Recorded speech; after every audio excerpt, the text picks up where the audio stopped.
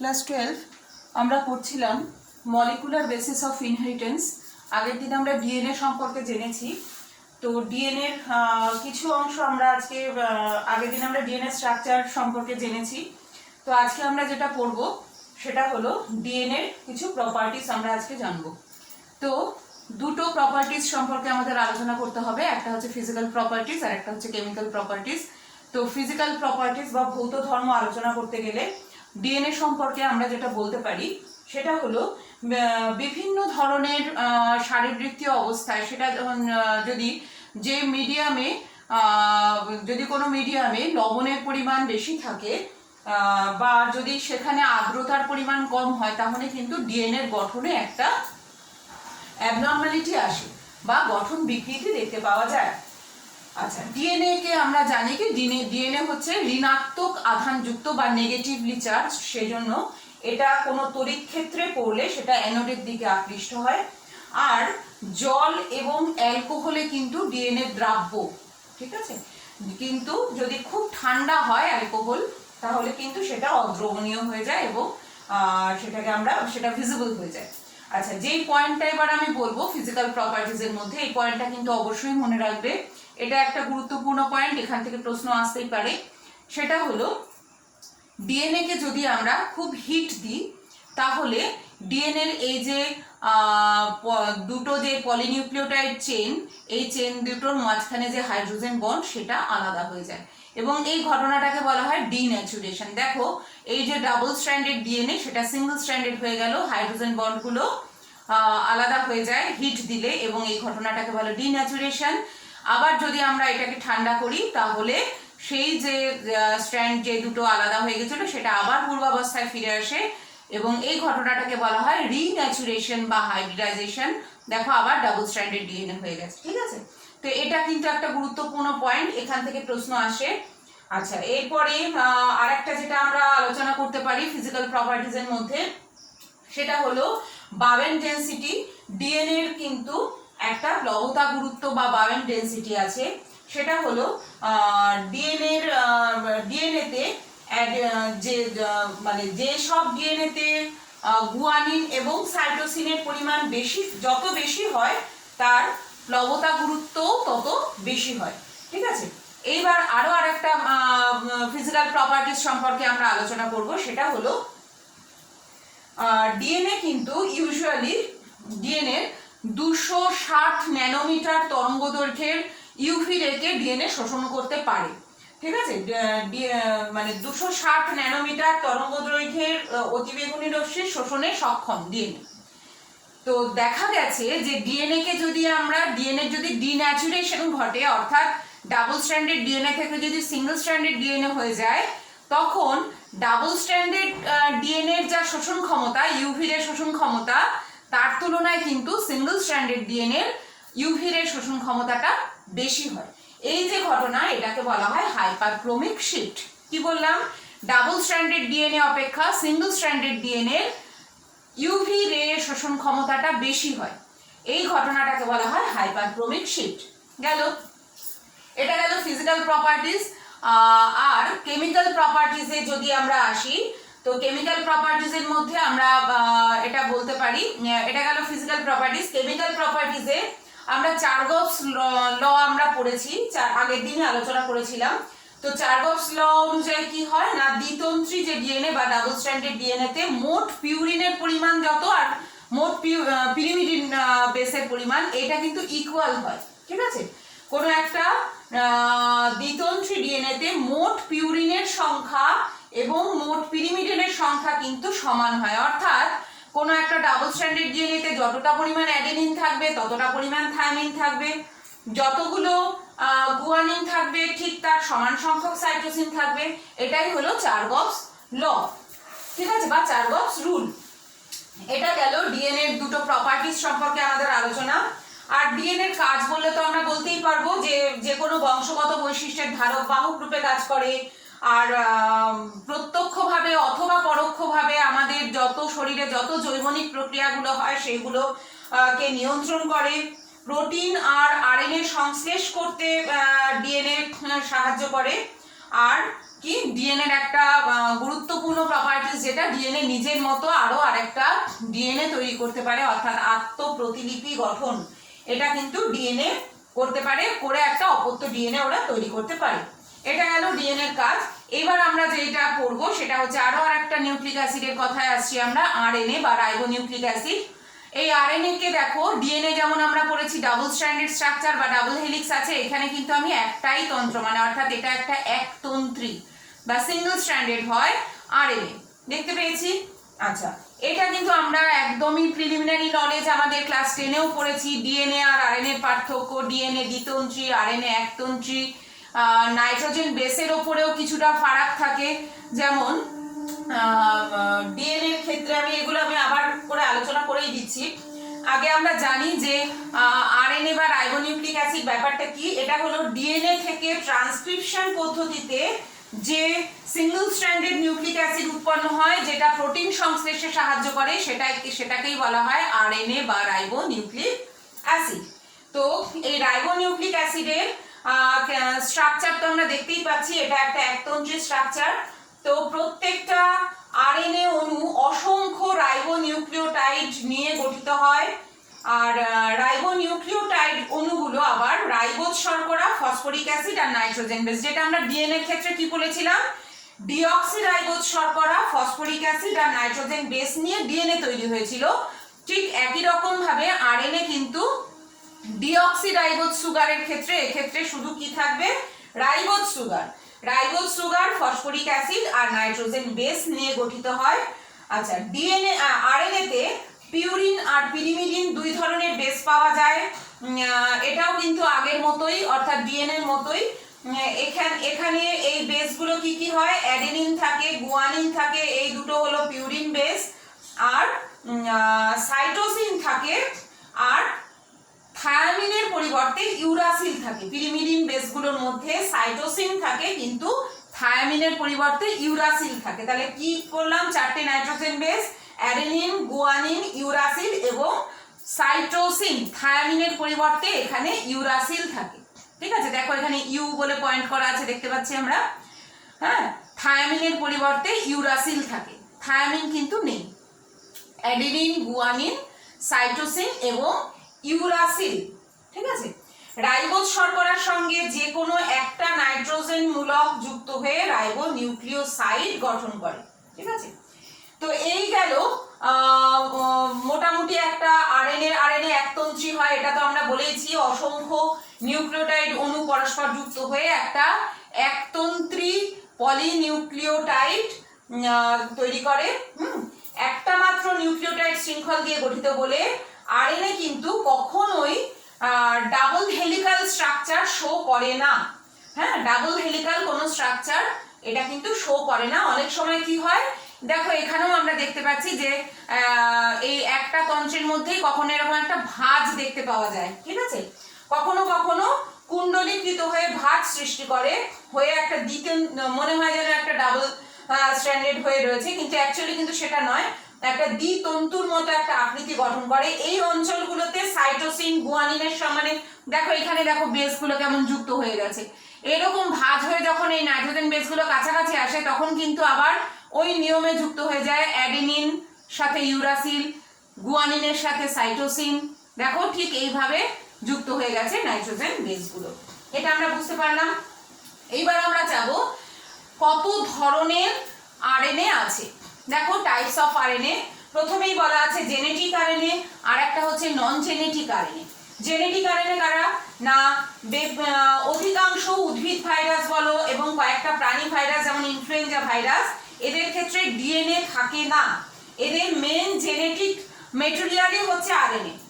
তো তাদের ক্ষেত্রে সেটা হচ্ছে জেনেটিক আরএনএ, সেই আরএনএটাকে বলা হয় জেনেটিক আরএনএ। তাহলে কি জানলাম, কিছু কিছু উদ্ভিদ ভাইরাস এবং প্রাণী ভাইরাস যেমন ইনফ্লুয়েঞ্জা ভাইরাস, এদের ক্ষেত্রে ডিএনএ থাকেই না, এদের যে জেনেটিক মেটেরিয়াল হিসেবে আরএনএই কাজ করে, এদের এই ধরনের আরএনএ কে বলা হয় জেনেটিক আরএনএ।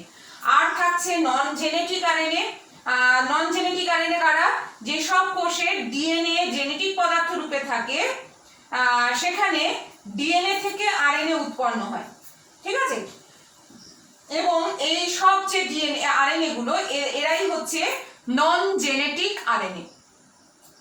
তাহলে যেসব কোষে ডিএনএ হচ্ছে মেইন জেনেটিক মেটেরিয়াল এবং ডিএনএ থেকে আরএনএ উৎপন্ন হয় এবং সেই আরএনএটাকে বলা হয় নন জেনেটিক আরএনএ। 3 ধরনের নন জেনেটিক আরএনএ আমরা এখানে দেখতে পাচ্ছি, এমআরএনএ, আরআরএনএ এবং টিআরএনএ। এইবার এই 3 ধরনের আরএনএ সম্পর্কে আমরা ডিটেইলসে একটু জানবো। প্রথমেই আমরা স্ট্রাকচার অফ এমআরএনএ দেখতে পাচ্ছি। আগে আমাদের জানতে হবে এমআরএনএটা কি। এমআরএনএ, এম মানে কি? এম হচ্ছে মেসেঞ্জার। এমআরএনএ এর পুরো নাম হচ্ছে মেসেঞ্জার আরএনএ। Messenger RNA. তো এটা ডেফিনেশন আমরা কি বলতে পারি, যে বিশেষ আরএনএ ডিএনএ এর মধ্যে নিহিত যে জেনেটিক ইনফরমেশন গুলো সেগুলোকে সাইটোপ্লাজমে বহন করে আনে এবং রাইবোজোমে প্রোটিন সংশ্লেষের মাধ্যমে সেটাকে এক্সপ্রেস করে, তাকেই বলা হয় এমআরএনএ বা মেসেঞ্জার আরএনএ। তাহলে আমরা কি জানলাম মেসেঞ্জার আরএনএ বা এমআরএনএ কি? না, যেই সব আরএনএ ডিএনএ এর মধ্যে থাকা জেনেটিক ইনফরমেশনকে সাইটোপ্লাজমে নিয়ে আসে এবং রাইবোজোমে প্রোটিন সংশ্লেষের মাধ্যমে তাকে প্রকাশ করে, তাকেই বলা হয় মেসেঞ্জার আরএনএ বা এমআরএনএ। ঠিক আছে, এই এমআরএনএ কতগুলো বৈশিষ্ট্য আছে দেখো, সেই বৈশিষ্ট্যগুলো সম্পর্কে আমরা আলোচনা করি। দেখো, প্রথমেই এখানে একটা ক্যাপ রিজিয়ন আমরা দেখতে পাচ্ছি। প্রথমে আগে দেখে নাও, এটা হচ্ছে 5 প্রাইম রিজিয়ন। ঠিক আছে, তো ডিএনএ এর আগে জানতে হবে যে এই আরএনএটা কিন্তু ডিএনএ থেকে তৈরি হয়েছে, তাই তো? ডিএনএ এর যে তন্তু থেকে আরএনএটা তৈরি হয় সেই তন্তুতে যে বেসগুলো থাকে, আরএনএতে কিন্তু এমআরএনএটার মধ্যে কিন্তু ঠিক তার উল্টো বেসগুলো তৈরি হয়, ঠিক তার বিপরীত বেসগুলো তৈরি হয়। যদি আমরা দেখি যে ডিএনএ এর মধ্যে ধরো অ্যাডেনিন আছে, একটা বেস ধরে নাও অ্যাডেনিন, তাহলে এমআরএনএ যখন তৈরি হবে তার বিপরীত বেস কি হবে? ইউরাসিল তৈরি হবে। আমরা কি জানি? থায়ামিন তো থাকে না, আরএনএ তে থায়ামিন থাকে না। তাহলে আমরা আগে জানতাম ডিএনএ পড়ার সময় এর সাথে টি যুক্ত হয়, তাহলে এখানে টি এর বদলে ইউ যুক্ত হবে। তাহলে যদি ডিএনএ তন্তুর মধ্যে অ্যাডেনিন থাকে তাহলে এমআরএনএ তে সেটা কি তৈরি হবে? ইউ বা ইউরাসিল। যদি ডিএনএ তে টি থাকে, থায়ামিন থাকে, তাহলে এমআরএনএ তে কি তৈরি হবে? সেটা কি, কোন বেস হবে? তার বিপরীত বেস হবে অ্যাডেনিন।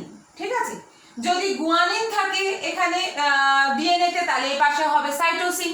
যদি এই পাশে সাইটোসিন থাকে, ডিএনএ তে সাইটোসিন থাকে, তাহলে আরএনএ টা হবে গুয়ানিন। ঠিক এইভাবে অর্থাৎ বিপরীত বেসগুলো এমআরএনএ তে দেখতে পাওয়া যায়। ঠিক আছে, আর এমআরএনএ সামান্য একটু কুণ্ডলীকৃত হলেও কুণ্ডলীর মধ্যে কিন্তু কখনো পরিপূরক বেস তৈরি হয় না, এটা মনে রাখতে হবে।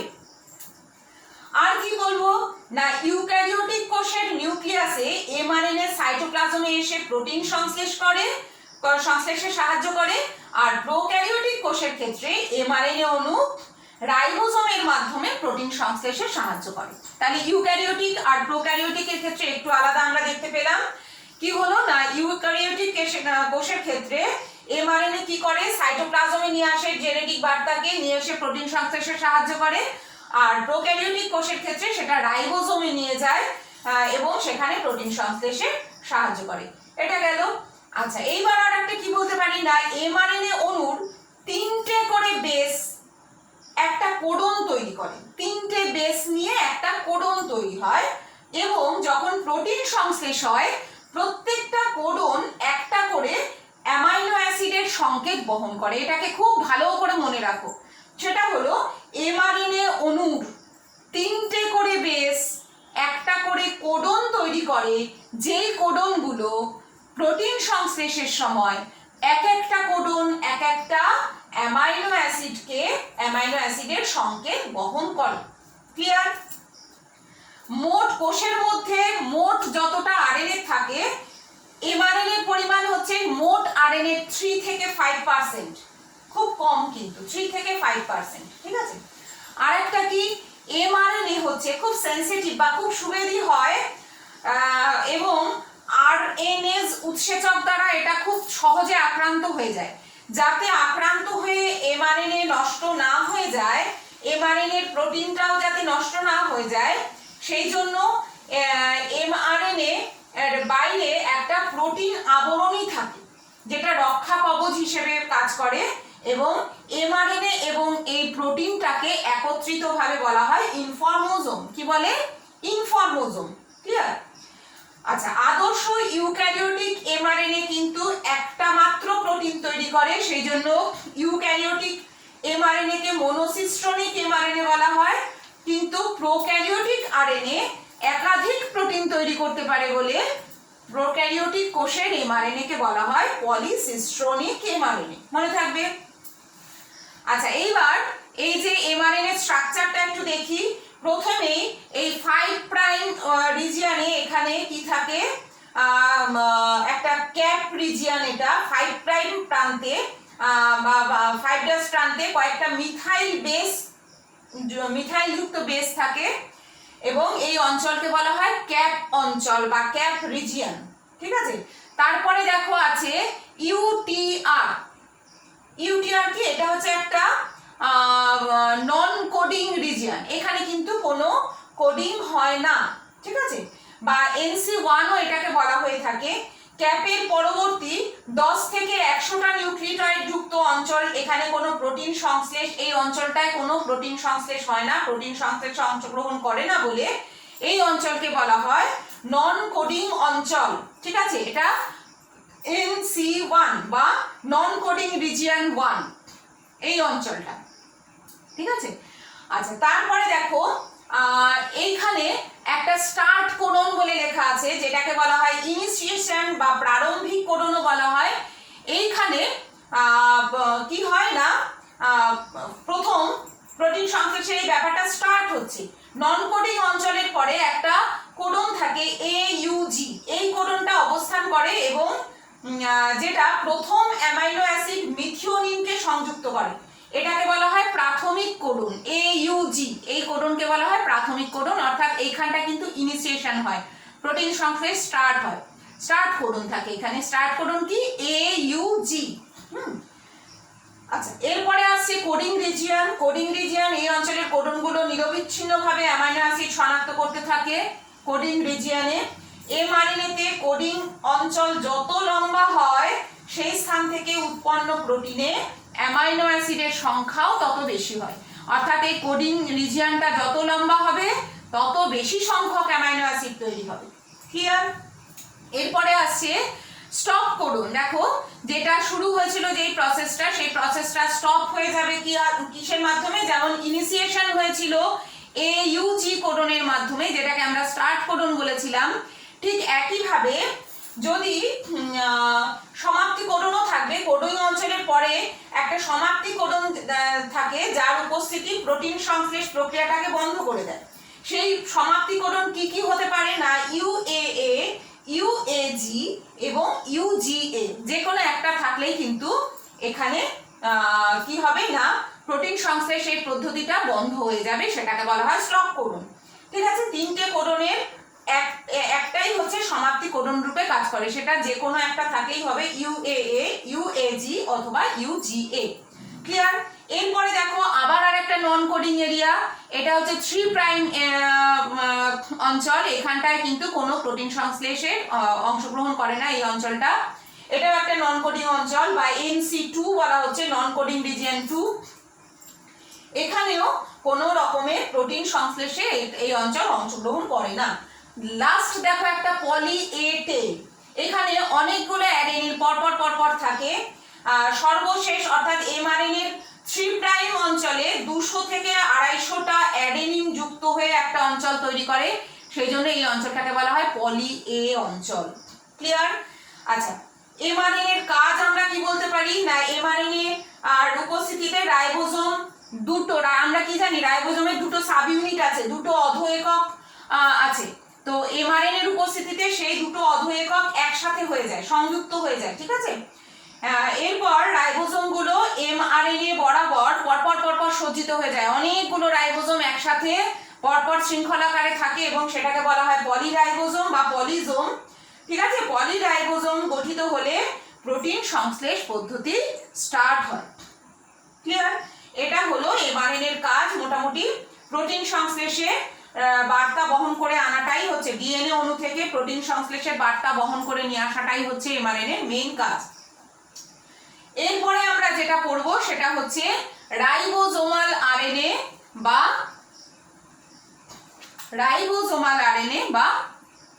আরআরএনএ। ঠিক আছে, রাইবোজোমাল আরএনএ বা আরআরএনএ। এই আরএনএটা কি? যে বিশেষ আরএনএ রাইবোজোমের প্রোটিনের সঙ্গে যুক্ত হয়ে রাইবোজোম অঙ্গাণুটাই তৈরি করে তাকে বলা হয় রাইবোজোমাল আরএনএ, অর্থাৎ রাইবোজোম তৈরি হয়। ঠিক আছে, দেখতেই পাচ্ছি আমরা এখানে একটা স্ট্রাকচার।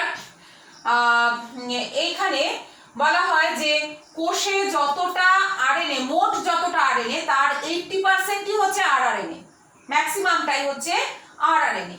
সব আরএনএ এর মধ্যে আরআরএনএ হচ্ছে বেশি স্থায়ী, এটা সবচাইতে বেশি থাকে, সবচাইতে বেশি স্টে করে। আর কি হয় না, প্রোক্যারিওটিক যে রাইবোজোম, আমরা কিন্তু জানি প্রোক্যারিওটিক কোষের রাইবোজোম এবং ইউক্যারিওটিক কোষের রাইবোজোমের এটা একটু আলাদা হয়। তো মেইন যেটা মনে রাখো যে আরআরএনএ কিন্তু রাইবোজোম তৈরিতে সাহায্য করে।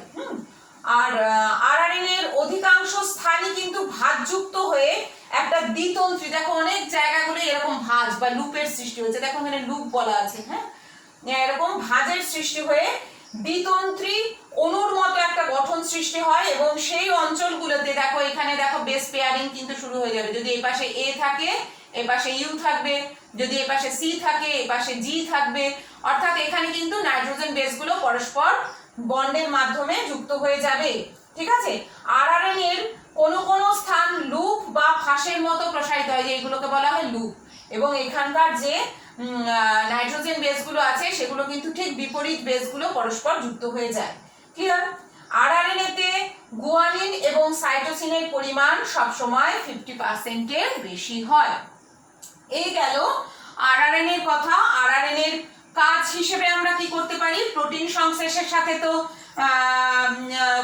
এটা যুক্তই, প্রোটিন সংশ্লেষের সঙ্গে যুক্ত হয়ে বা এই সরি প্রোটিনের সাথে যুক্ত হয়ে এটা কি করে? রাইবোজোম তৈরি করে। আরআরএনএ এর মেইন কাজই হচ্ছে রাইবোজোম এই অঙ্গাণুটা তৈরিতে সাহায্য করা। ঠিক আছে, রাইবোজোমকে এমআরএনএ এর সঙ্গে যুক্ত হতে সাহায্য করে। এই সবগুলোই কিন্তু আরআরএনএ এর কাজ। এরপর আমরা যেটা পড়ব সেটা হলো টিআরএনএ। দেখো টিআরএনএ এর একটা স্ট্রাকচার দেওয়া আছে। তো টিআরএনএ কি বলবো, কাকে বলবো না, যে আরএনএ অণু সাইটোপ্লাজমে অ্যামাইনো অ্যাসিডের ভান্ডার থেকে অ্যামাইনো অ্যাসিড স্থানান্তরিত করে রাইবোজোমে নিয়ে আসে তাকেই বলবো ট্রান্সফার আরএনএ বা টিআরএনএ, ট্রান্সফার আরএনএ বা টিআরএনএ। ঠিক আছে, প্রধান 3 ধরনের আরএনএ এর মধ্যে এই টিআরএনএ কিন্তু খুব ছোট, স্মল, একদম ছোট্ট একটা ইউনিট। টিআরএনএ এর যে নিউক্লিওটাইড, টিআরএনএ এর যে নিউক্লিওটাইড গুলো সেগুলো বিভিন্ন স্থানে ভাঁজযুক্ত হয়ে দ্বিমাত্রিক গঠন তৈরি করে। দেখো এখানে তো আমরা দেখতেই পাচ্ছি অনেক জায়গাতেই টিআরএনএ এরকম ভাঁজের সৃষ্টি হয় এবং সেখানে কিন্তু এই যে বেসগুলো এগুলো পেয়ারিং হয়। হ্যাঁ, এগুলোর কি হয়, পরস্পর বেসগুলো পরস্পরের সঙ্গে যুক্ত হয়, ভাঁজযুক্ত একটা দ্বিমাত্রিক গঠন সৃষ্টি করে এখানে। টিআরএনএ তন্তুগুলো বহু স্থানে ভাঁজযুক্ত হয়ে থাকে এবং এর ফলে দেখো এখানে এই যে 3 প্রাইম আর 5 প্রাইম এই প্রান্ত দুটো কাছাকাছি চলে আসে। দেখতে পেয়েছি আমরা 3 প্রাইম অঞ্চল এবং 5 প্রাইম অঞ্চল দেখো পরস্পরের কাছাকাছি চলে এসেছে, পরস্পরের কাছে চলে আসে। তো 3 প্রাইম প্রান্তে 4টে মুক্ত নিউক্লিওটাইড থাকে, যার মধ্যে প্রথম 3টে হচ্ছে এ সি সি। আমরা দেখতে পাচ্ছি দেখো 3 প্রাইম অঞ্চলে 4টে নিউক্লিওটাইড থাকে, তার মধ্যে প্রথম 3টে হচ্ছে A C C. A C C এটা কিন্তু সর্বদাই ধ্রুবক হয়। এই অঞ্চলটাতে অ্যামাইনো অ্যাসিড যুক্ত হয় বলে এই অঞ্চলটাকে বলা হয় amino acid acceptor site. Amino acid acceptor site, এখানেই এসে অ্যামাইনো অ্যাসিড ফার্স্ট যুক্ত হয়, সেজন্য এই অঞ্চলটাকে বলা হয় অ্যামাইনো অ্যাসিড অ্যাকসেপ্টর সাইট। এইবার পরবর্তী জায়গাগুলোতে দেখো আমরা পরবর্তী স্থানগুলো যেখানে যেখানে নিউক্লিওটাইড গুলো সমান্তরালভাবে অবস্থান করে সেই অঞ্চলগুলোকে বলা হয় স্টেম অঞ্চল। দেখো এখানে নিউক্লিওটাইড গুলো সমান্তরালভাবে অবস্থান করেছে, এইখানে অবস্থান করেছে, এখানে অবস্থান করেছে, এখানে অবস্থান করেছে, এই অঞ্চলগুলোকে বলা হয় স্টেম অঞ্চল। মনে থাকবে এই অঞ্চলগুলোকে বলা হয় স্টেম অঞ্চল। এই স্থানগুলোতে অ্যাডেনিন ইউরাসিলের সাথে এবং গুয়ানিন সাইটোসিনের মধ্যে যুক্ত হয় এবং হাইড্রোজেন বন্ধনী দেখতে পাওয়া যায়। টিআরএন এর স্ট্রেম গুলো কি কি স্টেম আছে দেখো, গ্রাহক স্ট্রেম বা অ্যাকসেপ্টার স্ট্রেম, এটাকে বলা হয় অ্যাকসেপ্টার আর্ম। দেখো এখানে লেখা আছে গ্রাহক স্ট্রেম, এটা অ্যাকসেপ্টার আর্ম বা গ্রাহক স্ট্রেম। আর কি আছে, pseudouridines arm, pseudouridine arm, ঠিক আছে, এটাকে বলা হয়। আর কি আছে, অ্যান্টিকোডন, এই যে একটা অ্যান্টিকোডন আর্ম আছে, এই আর্মটাকে বলা হয় অ্যান্টিকোডন আর্ম। মাঝখানে একটা আর্ম আছে যেটাকে বলা হয় ভ্যারিয়েবল রিজিয়ন, হ্যাঁ, এই অঞ্চলটাকে বলা হয় ভ্যারিয়েবল রিজিয়ন। তো এটা আমরা পরে বলছি, যে স্টেম অঞ্চলগুলো বলে দিই আগে। আর একটা হচ্ছে ডি আর্ম, ঠিক আছে, ডি স্টেম। প্রত্যেকটা স্টেমের প্রান্তীয় অঞ্চলটা দেখো একটা অর্ধবৃত্তাকার ফাঁস তৈরি করেছে। প্রত্যেকটা স্টেমেরই একদম যে প্রান্তীয় অঞ্চল, সেখানে একটা অর্ধবৃত্তাকার একটা লুপের সৃষ্টি হয়, একটা অর্ধবৃত্তাকার ফাঁস বা লুপ গঠন করে। 3 প্রাইম অঞ্চল থেকে এই লুপগুলো পরপর যদি আমরা যেতে চাই, এই 3 প্রাইম অঞ্চল থেকে শুরু করে যদি আমরা এই পরপর লুপগুলোর কাছে আসি, তাহলে কি বলছে, এই যে সিউডো ইউরিডিন যে আর্ম, এখানে যদি আমরা আসি, এই লুপে রাইবোথাইমিন থাকে টি, দেখো আমরা টি দেখতে পাবো, রাইবোথাইমিন থাকে টি। আর কি থাকে, সিউডো ইউরাসিল থাকে, এই যে এটা হচ্ছে সিউডো ইউরাসিল, ঠিক আছে, সিউডো ইউরাসিল। আর কি থাকে না, সাইটোসিন থাকে, আর থাকে হচ্ছে সাইটোসিন। এবং এই লুপটাকে বলা হয় এবং এই আর্মটাকে বলা হয় সিউডো ইউরিডিন আর্ম, মনে থাকবে। তারপরে আছে একটা পরিবর্তনশীল লুপ বা ভ্যারিয়েবল লুপ। এই লুপটা, এটা একটা ক্ষুদ্র লুপ, বেসের সংখ্যাটা কিন্তু পরিবর্তনশীল হয়। এই যে একটা ইয়েলো কালারের যে লুপটা আছে, ভ্যারিয়েবল রিজিয়ন বলছে, ভ্যারিয়েবল লুপ বা পরিবর্তনশীল লুপ। এখানে কিন্তু কি বলেছি না, বেসের সংখ্যাটা পরিবর্তনশীল হয়। যদি প্রথম শ্রেণীর টিআরএনএ হয়, সেক্ষেত্রে এই যদি প্রথম শ্রেণীর টিআরএনএ হয়, তাহলে এই পরিবর্তনশীল লুপে 3 থেকে 5টা বেস থাকে, 3 থেকে 5টা বেস থাকে। আর যদি দ্বিতীয় শ্রেণীর টিআরএনএ হয়, তাহলে এখানে বেসের সংখ্যা কিন্তু 13 থেকে 21টা হয়ে যায়, 13 থেকে 21টা বেস হয়ে যায়, ঠিক আছে। এরপরে আমরা আসছি অ্যান্টিকোডন লুপ। এই অঞ্চলে 7টা বেস থাকে। এই অঞ্চলে দেখো এখানটায় আছে 7টা বেস থাকে। অ্যান্টিকোডন লুপে 7টা বেস থাকে, যার মধ্যে 3টে বেস হচ্ছে অ্যান্টিকোডন লুপে কাজ করে, ঠিক আছে। তারপরে আসছে ডিএইচইউ লুপ। এখানে কটা থাকে না, 7টা বেস থাকে, যার মধ্যে ডাইহাইড্রক্সি ইউরিডিন, কি বললাম, ডাইহাইড্রক্সি ইউরিডিন, ডিএইচইউ নামে কয়েকটা অস্বাভাবিক বেস দেখতে পাওয়া যায়। আর গোটা টিআরএন এর যদি আমরা গঠন প্রকৃতি লক্ষ্য করি, তাহলে দেখা যাবে এই অণুতে 7 থেকে 15টা অস্বাভাবিক বেস আমরা দেখতে পাই, যার মধ্যে একটু আগেই বললাম সিউডো ইউরিডিন, তারপর ডাইহাইড্রো ইউরিডিন, ইনোসিনিক অ্যাসিড, মিথাইল গুয়ানিন, বিভিন্ন ধরনের অস্বাভাবিক বেস আমরা এখানে দেখতে পাই। আর এইটা গেল মোটামুটি একটা টিআরএন এর স্ট্রাকচার আমরা দেখলাম। এটা অ্যাকসেপ্টার আর্ম, তারপরে সিউডো ইউরিডিন আর্ম, তারপর অ্যান্টিকোডন আর্ম, তারপর দেখলাম ডি আর্ম। মোটামুটি একটা টিআরএন এর স্ট্রাকচার সম্পর্কে আমরা জানলাম। টিআরএন এর কাজটা জানবো এবার, সেটা হলো টিআরএন এর প্রধান কাজ কি না, সাইটোপ্লাজমের অ্যামাইনো অ্যাসিড ভান্ডার থেকে নির্দিষ্ট অ্যামাইনো অ্যাসিডকে বহন করে এনে রাইবোসোমে নিয়ে আসা, ঠিক আছে। ভিন্ন ভিন্ন অ্যামাইনো অ্যাসিড পৃথক পৃথক টিআরএনএ দ্বারা বাহিত হয়। সব অ্যামাইনো অ্যাসিড কিন্তু সব টিএনএ দ্বারা বাহিত হয় না, এটা নির্দিষ্ট করা আছে, ঠিক আছে। টিআরএন এর 3 প্রাইম অঞ্চলে অ্যামাইনো অ্যাসিড যুক্ত হয়। আমরা তো আগেই বলে দিয়েছি যে এই যে 3 প্রাইম অঞ্চল, এটাকে অ্যাকসেপ্টার আর্ম বলা হয় এবং এইখানেই অ্যামাইনো অ্যাসিড, অ্যাকসেপ্টার রিজিয়ন, এখানেই অ্যামাইনো অ্যাসিড যুক্ত হয়। তো এই গেল আমাদের আরএনএ স্ট্রাকচার। 3 ধরনের নন জেনেটিক আরএনএর কথা আমরা জানলাম, জেনেটিক আরএনএ তো কাকে বলে সেটাও জানলাম। মোটামুটি আজকে আমরা এই অবধি জানবো, নেক্সট ডে আমরা পরের অংশ পড়বো।